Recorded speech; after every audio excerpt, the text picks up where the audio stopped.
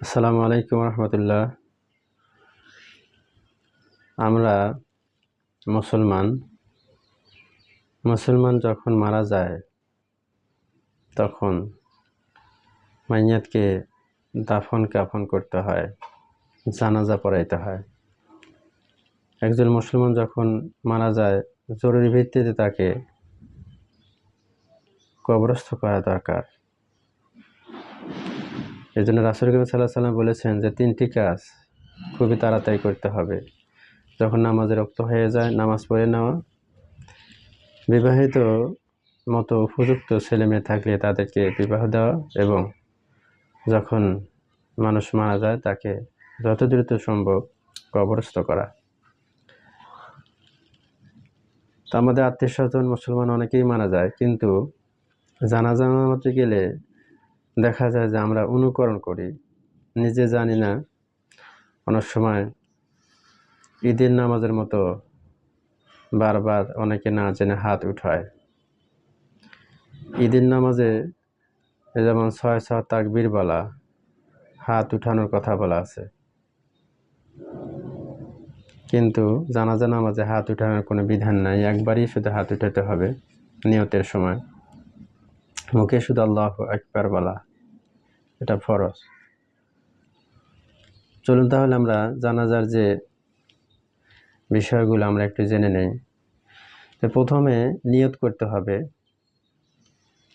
আলেম ওলামা বলেন যে কেউ যদি জানাজা নামাজ শরীক হয়, সে যদি মুখে নিয়ত উচ্চারণ নাও করে তাহলেও সেটা হয়ে যাবে। তারপর নিয়ত, যে জানাজা নামাজ যাবে তার তো একটা নিয়ত অবশ্যই অন্তর থেকেই থাকে যে এই মাইয়াতের জন্য সে ফরজে কিফায়া নামাজ, জানাজা নামাজ পড়বে। এই জন্য অন্ততপক্ষে এই নিয়তটা করে নেওয়া।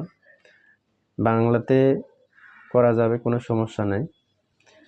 আরবিতেই সবসময় করতে হবে এমনও কথা নাই, বাংলা করতে পারবে। কেউ যদি এমনভাবে নিয়ত করে এই মাইয়াতের জন্য ফরজে কিফায়া নামাজ ইমামের সহিত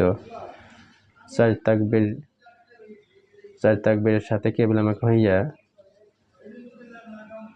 নিয়ত করলাম আল্লাহু আকবার বলে, এটা নিয়ত করে আল্লাহু আকবার বলে প্রথম তাকবীর তার জন্য শেষ হলো। এখন প্রথম তাকবীরের পরে তাকে সানা পড়তে হবে। আমরা নামাজে যে সানাটা পড়ি তদ্রূপই, তবে একটুখানি ডিফারেন্স আছে, একটু শুনে নিই আমরা। সুবহানাকাল্লাহুম্মা ওয়া বিহামদিকা ওয়া তাবারাকা ইসমুকা ওয়া তাআলা জাদ্দুকা ওয়া সাল্লা সানাউকা ওয়া লা ইলাহা গায়রুক। এখানে ওয়া তাআলা জাদ্দুকা বাড়তি পড়তে হবে ওয়া জাল্লা সানাউকা ওয়া লা ইলাহা গায়রুক। আমরা নামাজে পড়ি কিভাবে? সুবহানাকা আল্লাহুম্মা ওয়া বিহামদিকা ওয়া তাবারাকা ইসমুকা ওয়া তাআলা জাদ্দুকা ওয়া লা ইলাহা গায়রুক। এখানে ওয়া জাল্লা সানাউকা, এটা অতিরিক্ত পড়তে হবে। যদি এটা কেউ না পড়ে নামাজ হয়ে যাবে, তা পড়ার যেটা বিধান সেটা, এটা বলে সে দ্বিতীয় তাকবীর উঠাবে। এরপরে যা তারা পড়তে হবে দরুদ শরীফ। আমরা নামাজে যে দরুদ শরীফ পড়ি, দরুদ শরীফ এটা পড়লেই হবে।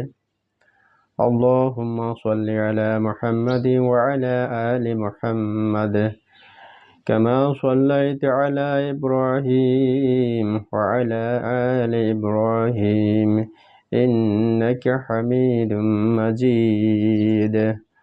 আল্লাহুম্মা বারিক আলা মুহাম্মাদিন ওয়া আলা আলি মুহাম্মাদ কামা বারাকতা আলা ইব্রাহিম ওয়া আলা আলি ইব্রাহিম ইন্নাকা হামিদুম মাজিদ। এটা বলে সে আল্লাহু আকবার বলে তৃতীয় তাকবীর দিবে। এরপরে জানাজার যে দোয়া সেটা পড়বে তৃতীয় তাকবীরের পরে।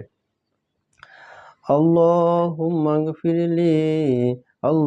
اغفر لي حينا وميتنا وشاهدنا وغائبنا وصغيرنا وكبرنا وذكرنا وأنثانا. اللهم من أحييته منا فأحيه على الإسلام ومن توفيته منا فتوفه على الإيمان।